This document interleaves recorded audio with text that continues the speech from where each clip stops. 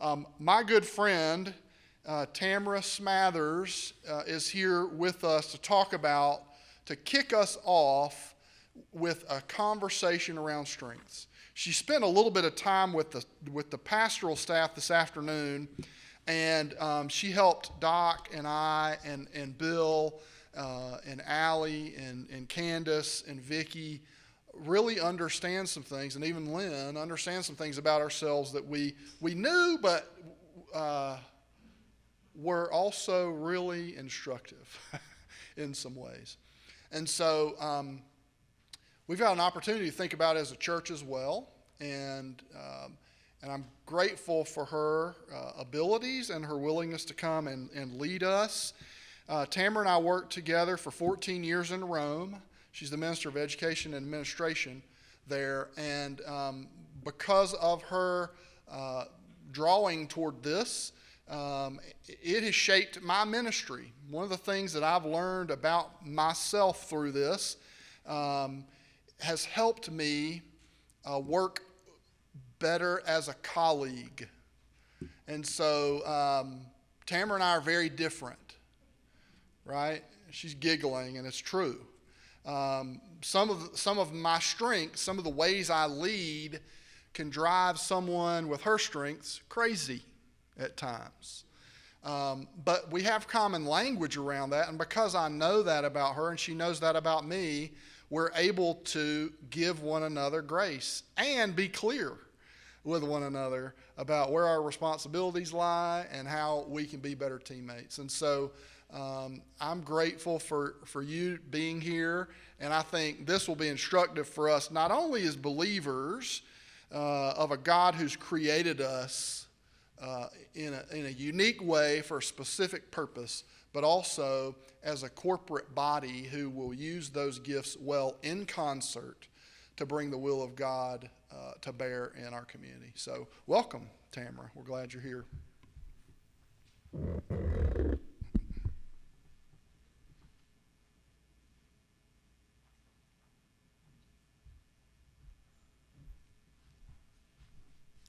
And thank you for dinner. Dinner and nice fellowship around the table. Yeah, I probably shouldn't have said yes, because the church, Second-Ponce Baptist Church, did not do a sister church of theirs a favor by hiring John. Left us through the summer. But I still have a great appreciation for you. Now, Doc's the one who did it, though, right? So maybe he's the one I need to talk with. Have any of you been exposed to Clifton Strengths previously in your employment or another organization? What about something called Strengths Finder? Does that sound more familiar? Wow, John, this is going to be great. So, just a little bit of background. Oh, I forgot, I have control. Wow, this is fancy. Oh, it's too fancy for me. Okay, so. It has to travel a little distance, right, to the remote to get over to the laptop. So I was first introduced to Clifton Strengths in 2014, and it wasn't because of John that I felt a crisis in ministry, but it was during the time that we were serving together, and I felt like I was, wait, where's that going? I didn't touch it. Okay. Technology is not one for me. Anyway, I felt stuck. And it was suggested that I might want to pursue some coaching that might help to talk through the ability to get unstuck. And so the man that I met with, who works in church business administration, used a tool that was related to Clifton's strengths. And it clicked for me. It made sense, and it gave us common language to use in our conversations.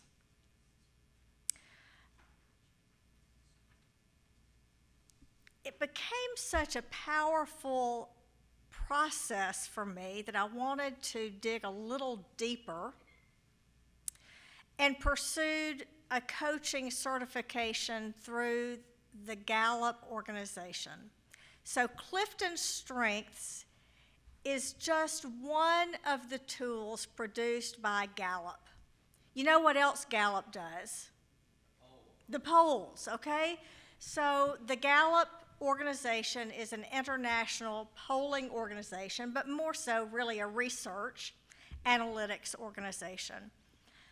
And they put together their depth of knowledge in research with the knowledge of a psychologist named Don Clifton, thus Clifton's Strengths. Donald Clifton was the head of the psychology department at the University of Nebraska. And during the 1960s, during the time that most psychologists were studying what was wrong with people, he thought, what would happen if we began to study what's right with people?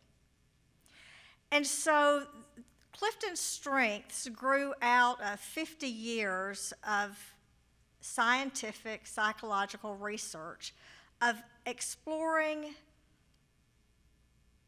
individuals who were effective in their roles and the traits that made them effective in those roles.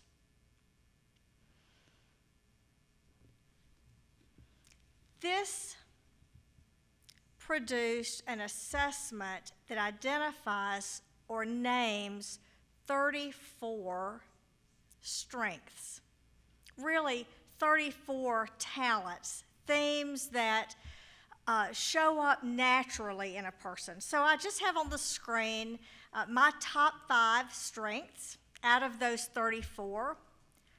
It looks like realtor, it's not.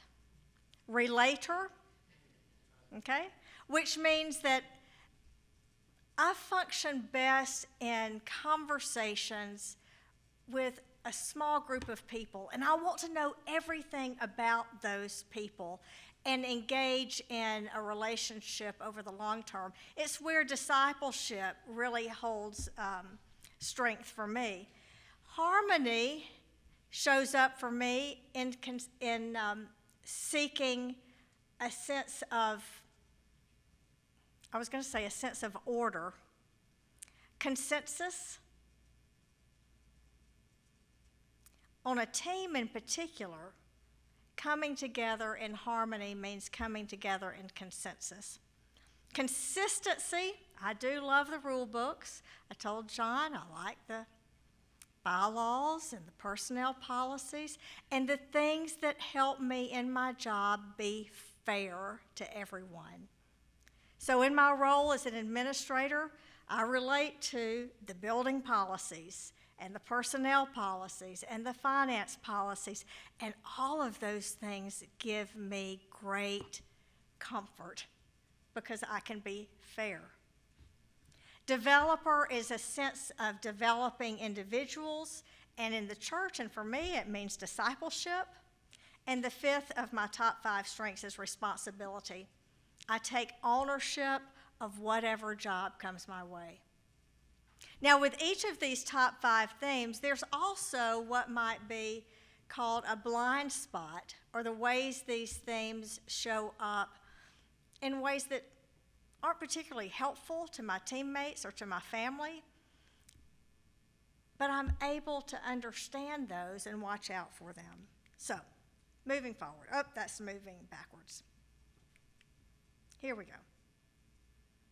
So again, Don Clifton asking, what will happen when we think about what is right with people rather than what is wrong with them?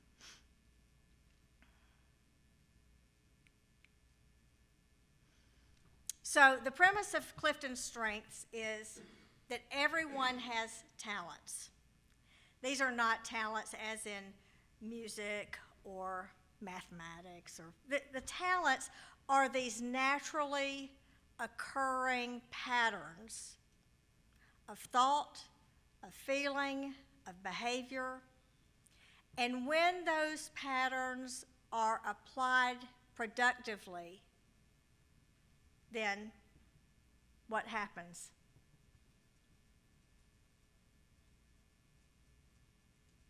We might say effective work, effective ministry, effective relationships. These talents describe us, they influence our choices, they direct our actions, they explain why we are better at some things than other things, and they help us to filter our world. So here's a challenge for you to help make the point. There are pens and paper on the table if you can reach those. We're going to have a little experiment here to make a point. Sorry we don't have colored pencils, but there are pens.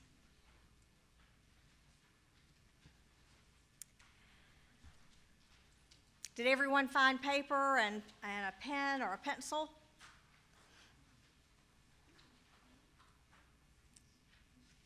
Okay, I have a second hand. And when I say go, write your signature until I say stop, okay? Ready? Just your signature. You can print it or you can sign it as you would a check. Your signature. Go.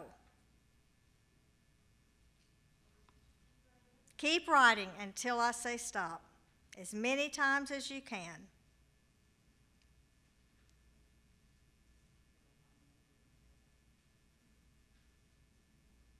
Just pretend you're writing all those checks to the church.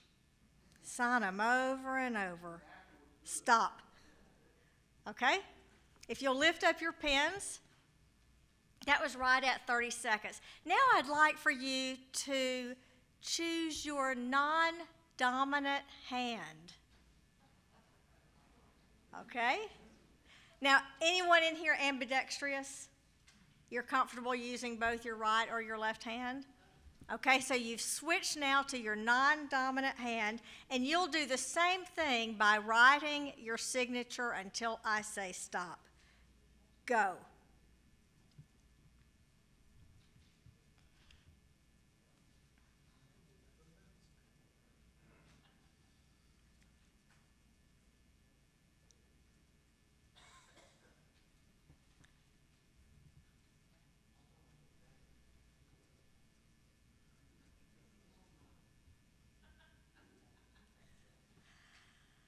Pens down. How did you do? What did you notice? The bank wouldn't take that check, okay? What was your difference in the number of times you were able to write your name with your dominant hand as opposed to your non-dominant hand? One less. Oh, wow, you're fast. A third less? 5 to 3? Okay, you actually did better than I would have expected.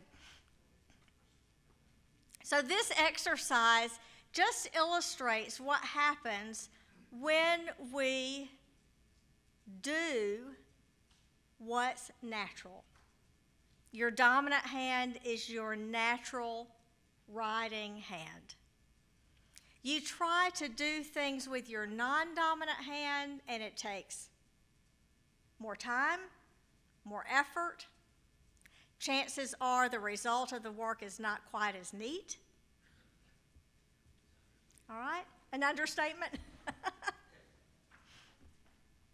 And this is the way our talents work.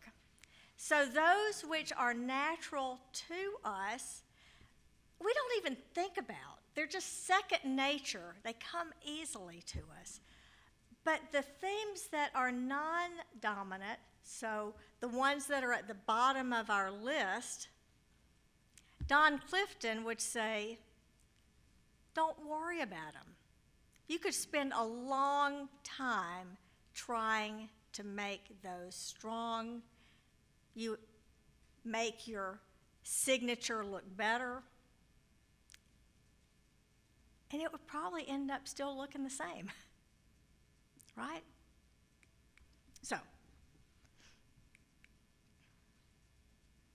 again, everyone has talents. Sometimes we use these words interchangeably, talents and strengths, but there is a difference. So how does a talent become a strength?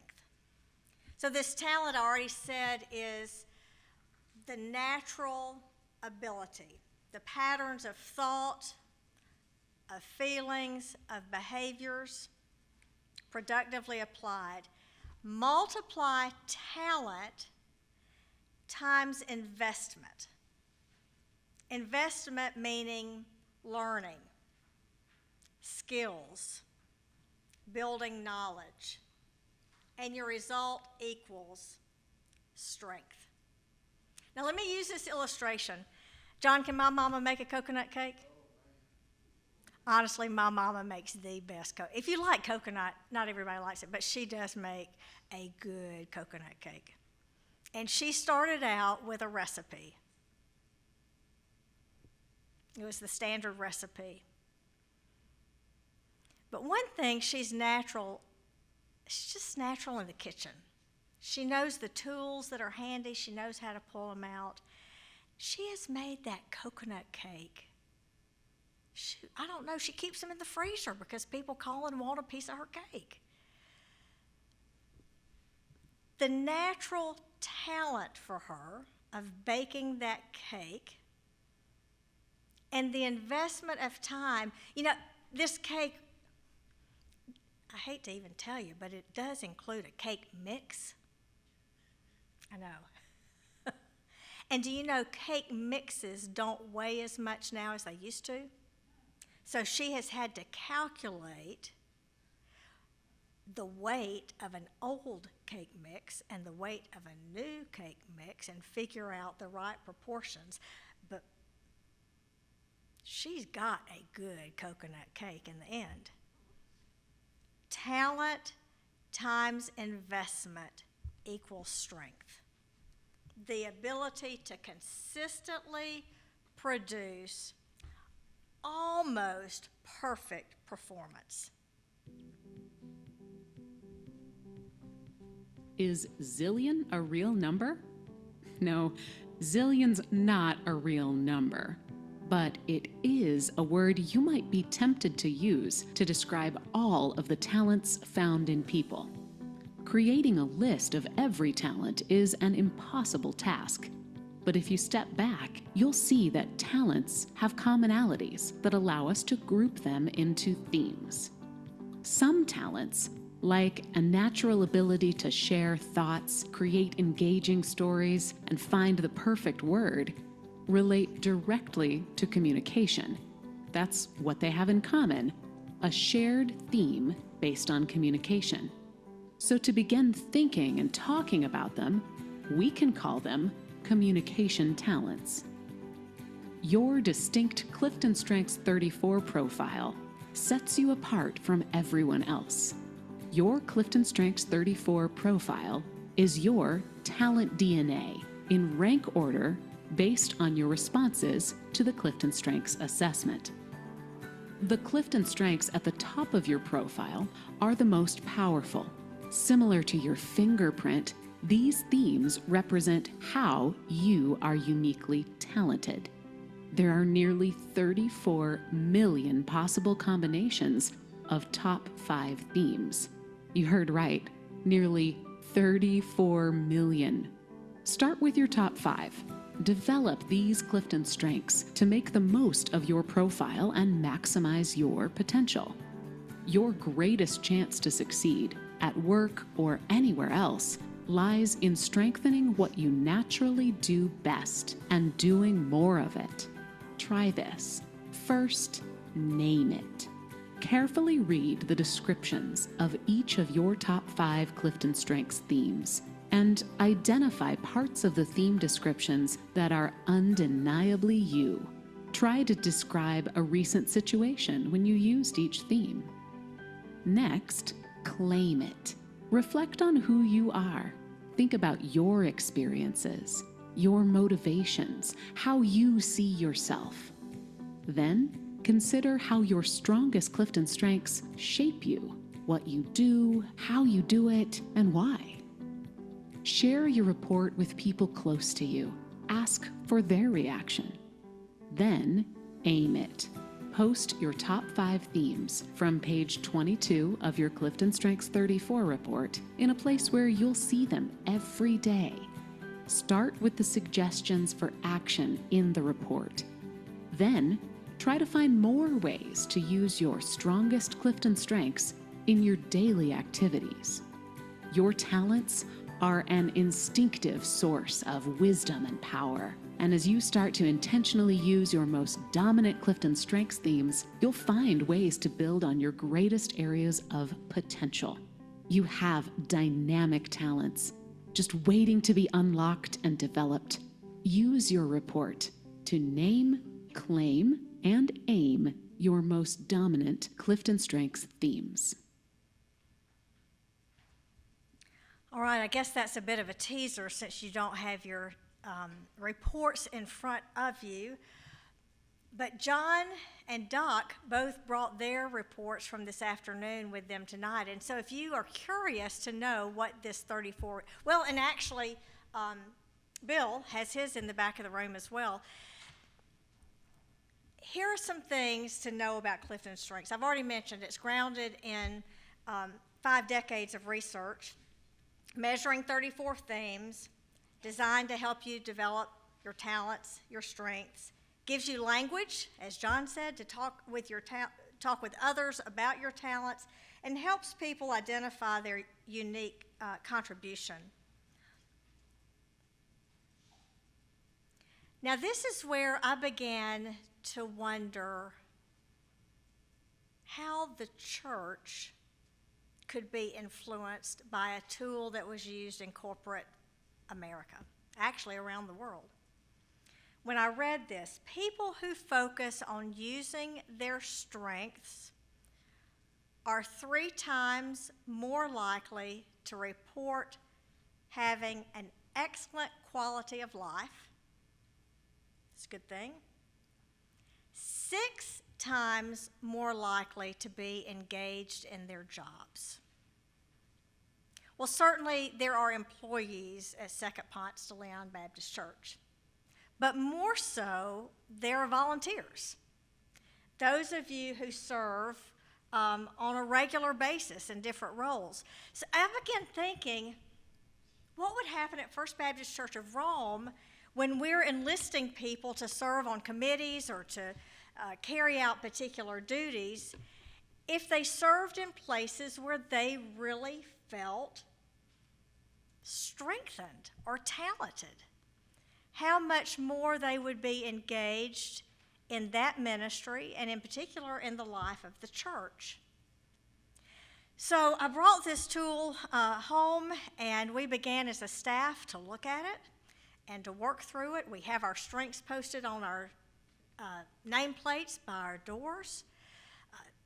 Each year, John and I would lead a session for our high school seniors to help them claim this language as they prepared to go to college. I've led a seminar for parents. There's a strengths-based parenting course that allows you to spot strengths in very young children and encourage those talents in them. And then in older children, as they begin to have the ability to read and answer a shorter assessment in which they're able to name and claim their strengths and live into what's right with them instead of, how many kids at school hear what's wrong with them? So, wrong way. So what about the church? What if people got to do what they do best? And this is the question about engagement. Those who serve where they serve best are the most engaged members of the church. I've met them tonight. Mr. Watts. I walked in here and he knew exactly what needed to be done to create technology that would meet the needs of those in the room and those at home, as well as all the others who have served tonight. So two bits of scripture. We think about a biblical basis for this. Go all the way back to Genesis. God created humankind in God's image, male and female. God created them. God saw that everything he made was good.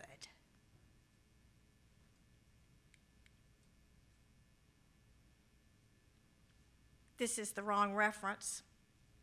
It's actually chapter 12, starting with verse 4. Now there are a variety of gifts, but the same Spirit, a variety of services and the same Lord, a variety of activities, but it is the same God who activates all of them in every one. To each is given the manifestation of the Spirit for the common good. All these are activated by one and the same Spirit, who allows to each one individually, just as the Spirit chooses. The Holy Spirit placing within us these gifts. You know, we talk a lot about spiritual gifts in the church, and some have wanted to say, well, Clifton Strengths helps us identify spiritual gifts. It does not. It's not at all about spiritual gifts. We discover those, I think, in service. But what this does help us do is identify how we go about those spiritual gifts. So, for example, if teaching were one of my spiritual gifts, then the time that I was serving in the Middle East, I had to learn Arabic to be an effective teacher. And the Cooperative Baptist Fellowship said they would pay for me to go to language school. Learning a language was the thing that frightened me most. I made it through high school and through college and through graduate school without studying another language. And I'm not proud of that. It's just the way I was able to duck under the radar. So here I was at a time in my life when language learning was already going to be a challenge. But because of my relator talent and wanting to carry out dialogue with others, I learned Arabic sitting in their kitchen or on their floor. It was a way of figuring out how I would be able to use the gifts that God had already given me, the spiritual gift of teaching, but influenced through my talent of relating, of developing, and of sheer responsibility for the gospel. So you see how that changes things? So what about the church? Spiritual gifts, the what? Clifton Strengths, the how. John's going to introduce the how, but I'd like to share a story to bring this point home. Uh-oh. I'm not doing that. It's a parable. It's actually a parable that, out of research I found out, came from the 1940s public school superintendent of Chicago, I think. So imagine there is a meadow, and in that meadow there is a duck, a fish, an eagle, an owl, a squirrel, and a rabbit. They decide they want to have a school so they can be smart, just like humans. With the help of some grown-up animals, they come up with a curriculum they believe will make a well-rounded animal. Running, swimming, tree climbing, jumping, and flying. On the first day of school, little Brer Rabbit combs his ears and went hopping off to his first class. There he was, a star. He ran to the top of the hill and back as fast as he could go, and oh, did it feel so good. He said to himself, I can't believe it. At school, I get to do what I do best. The instructor said, Rabbit, you really have talent for running. You have great muscles in your legs, and with some training, you will get more out of every hop. The rabbit said, oh, I love school. I get to do what I like to do. I get to do what I do best and learn to do even better. The next class was swimming. When the rabbit smelled the chlorine, he said, wait, rabbits don't like to swim. And the instructor said, well, you may not like it now, but 5 years from now, you'll know it was a good thing for you.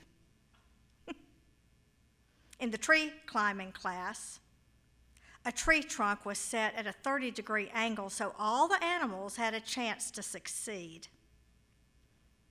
The little rabbit tried so hard he hurt his leg. In jumping class, the rabbit got along just fine. In flying class, he had a problem. So the teacher gave him a psychological test and discovered he belonged in remedial flying. In remedial flying class, the rabbit had to practice jumping off a cliff. They told him if he'd just work hard enough, he could succeed. The next morning, he went on to swimming class, and the instructor said, today, we're jumping in the water. Wait. I talked to my parents about swimming. They didn't learn to swim. We don't like to get wet. I'd like to drop this class. The instructor said, you can't drop it. The drop and add period is over. So at this point, you have a choice. Either you jump in or you flunk. The rabbit jumped in. He panicked. He went down once. He went down twice. Bubbles came up.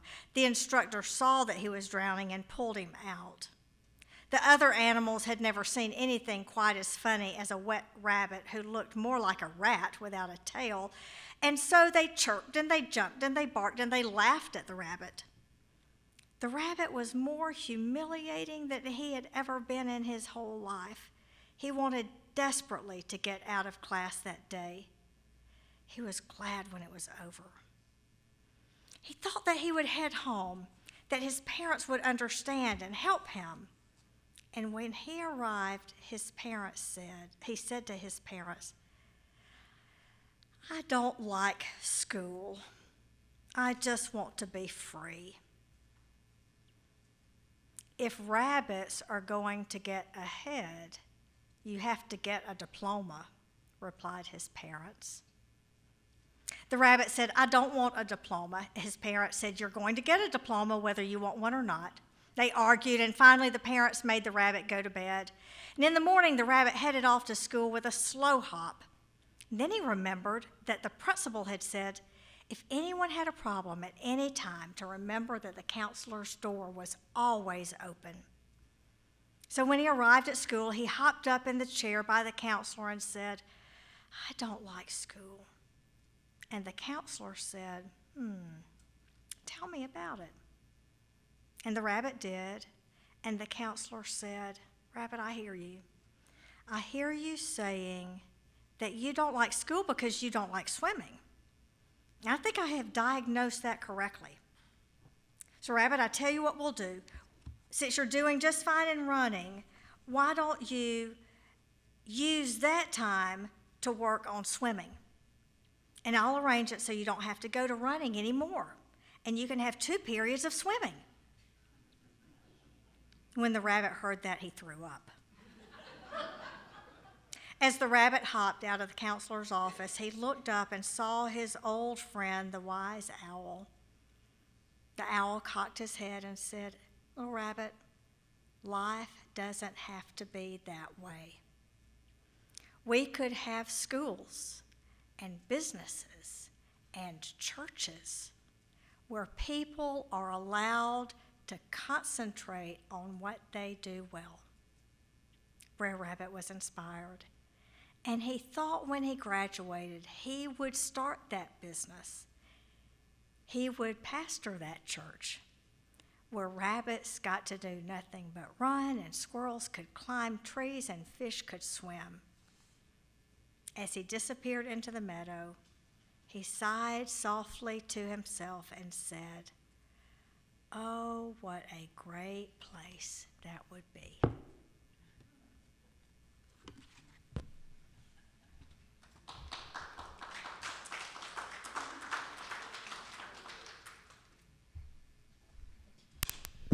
That does sound like a great place, doesn't it?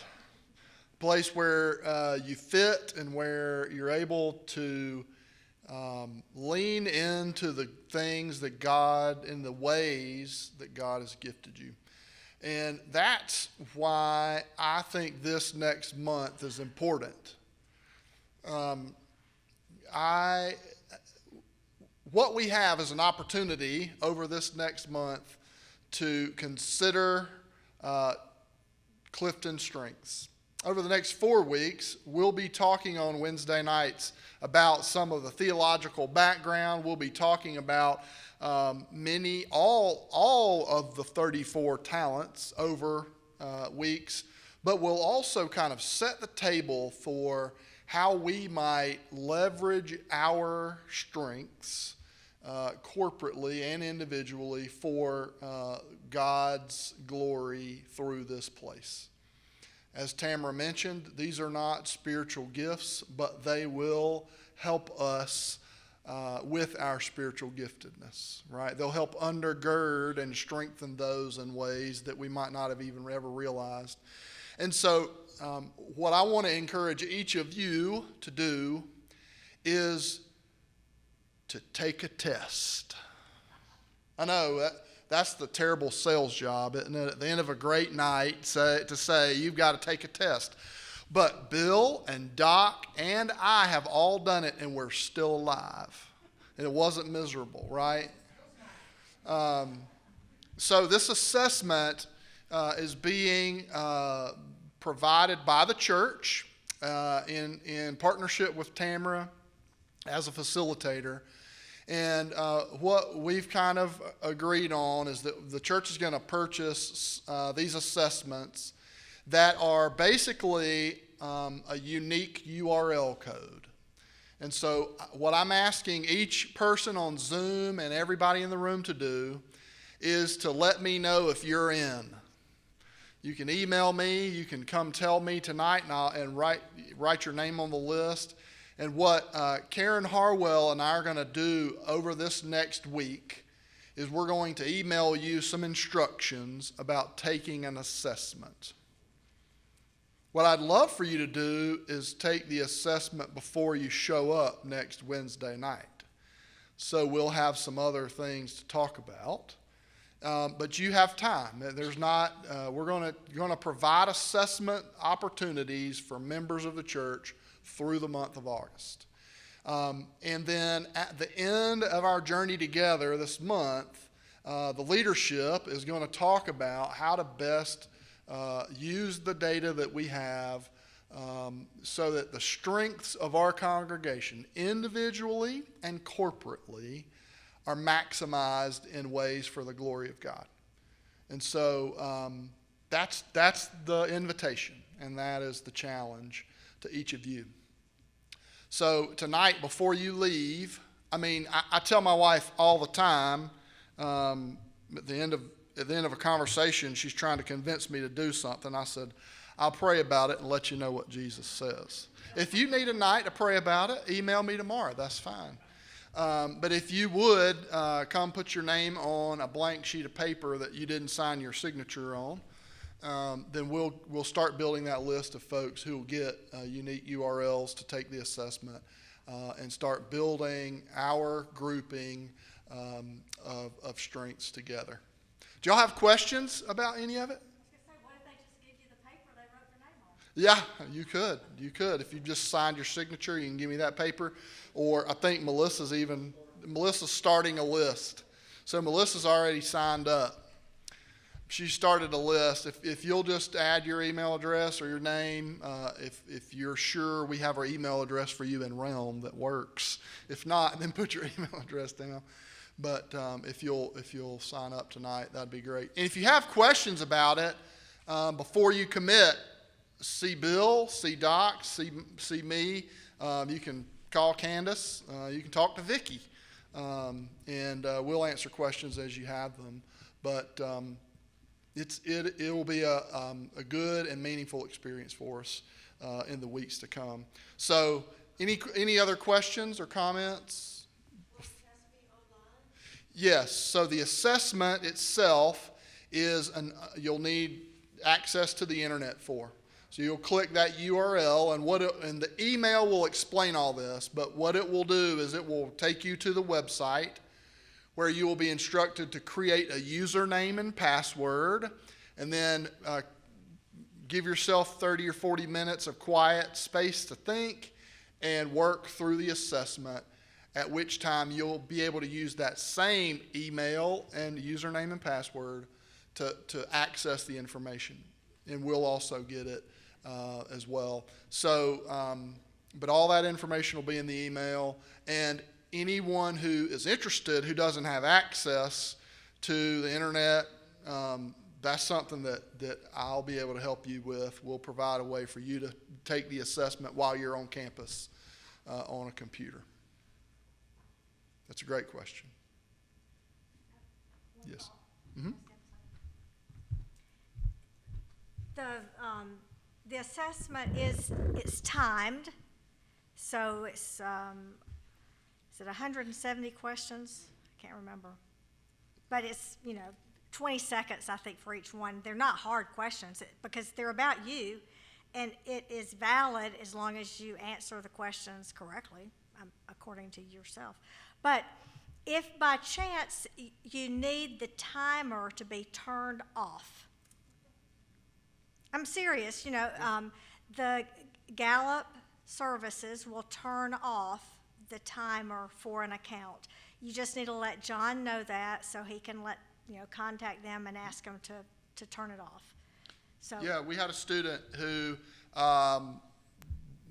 was visually impaired, senior who was visually impaired at Rome, and when he took the assessment, we turned the time off because he needed more time for somebody to read it to him and then him to tell the answer. And then, and the reason for the 20 seconds is they don't want you to sit there and go, well, what do I want to be today? They want you to talk, to answer, right? Your intuitive answer. What's your first answer, right? That's who you are. So that's a good word. Any other questions? The only other thing I want to say, and this is not for everybody in the room, but I've already been asked this, and that is, I'm too old to take this test. Y'all don't need my talents anymore. Come on now. Miss Lindblad would disagree. Okay? We need everybody in the room and everybody on Zoom and everybody who's not in the room and on Zoom to participate in this in ways, because you are a thread. Your life, no matter how long you've been connected here, is a thread that makes up the fabric that we call this place, right? And without it, we're not whole. So we want you to participate if you can, okay? Any other questions? If not, the list is circulating, and I am happy to show you what the list of 34 looks like for the perfect person. Right? It's in my folder right over here. Just kidding. Everybody's different. Right? Everybody's perfect. Right? Everybody's perfect because you're created for a purpose. Thank you for being here tonight, and let's go get strong together.